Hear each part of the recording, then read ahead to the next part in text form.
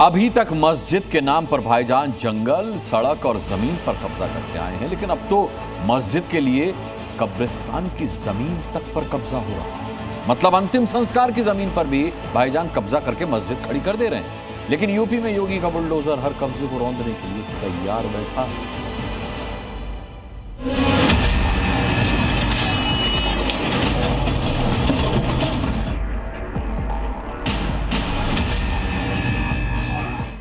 सरकारी जमीन पर कब्जा कर मस्जिद बनाई तो बुलडोजर आया।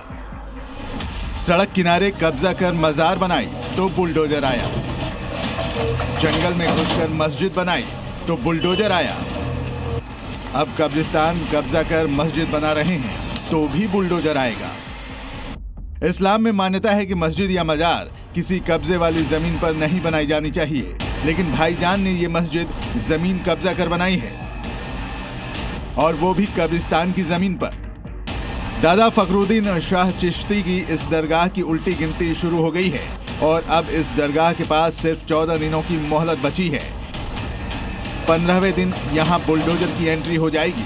संभल के इस मस्जिद की नींव ही अवैध है। इस जगह पर मस्जिद नहीं कब्रिस्तान होना था, क्योंकि प्रशासन ने इस जगह को मुस्लिमों को कब्रिस्तान बनाने के लिए दिया था। लेकिन कब्रिस्तान की जमीन पर मस्जिद बना दी गई। सरकारी दस्तावेजों में भी मस्जिद की ये जमीन कब्रिस्तान के तौर पर दर्ज है। सरकारी नियम कहता है कि कब्रिस्तान की भूमि को सिर्फ कब्रिस्तान के तौर पर इस्तेमाल किया जा सकता है।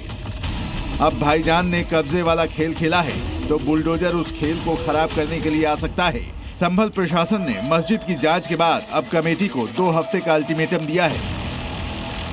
अगर 2 हफ्ते में मस्जिद ने कब्रिस्तान को उसकी जमीन नहीं सौंपी तो फिर बुलडोजर को कोई रोक नहीं पाएगा। 15 दिन का इन्होंने समय मांगा है। मार्केट लगना बंद कर देंगे और 15 दिन में इसको हटा लेंगे। इसमें मजार है और मस्जिद है। अच्छा, मस्जिद हटाने के लिए कहा है जी, और मजार को जी। 15 दिन के बाद अगर नहीं हटाते हैं तो क्या कार्रवाई होगी? फिर नोटिस देंगे, फिर जैसी विधिक कार्रवाई होती है उस तरह से होगा। सिर्फ संभल ही नहीं बल्कि यूपी के एक और जिले में कब्रिस्तान वाली जमीन पर मस्जिद बनाने की तैयारी हो रही थी। मस्जिद की नींव तैयार करने के लिए नपाई भी कर ली गई थी। कब्रिस्तान की जमीन कब्जाने की कोशिश यूपी के लखीमपुर में की जा रही थी। यहाँ पहले से एक मस्जिद थी, फिर भी खाली जमीन पर नई मस्जिद बनाई जानी थी, और ऐसा करने वाले भाईजान नहीं बल्कि एक स्थानीय हिंदू नेता थे, और इनके पीछे उनकी मंशा थी कि मस्जिद के नाम पर उसे मुस्लिमों का वोट मिल जाएगा। लेकिन वोट वाली मंशा धरी की धरी रह गई। मुस्लिम लोगों से साठगांठ करके अपने चुनावी लाभ लेने के लिए एक नई मस्जिद का निर्माण कराना चाह रहे थे। उसमें निर्माण कार्य शुरू भी हो गया था। कब्जा तो कब्जा होता है, किसी हाल में जायज नहीं कहा जा सकता। खुद भाईजान भी मान रहे हैं कि अवैध कब्जा कर मस्जिद या दरगाह बनाना इस्लाम भी जायज नहीं मानता।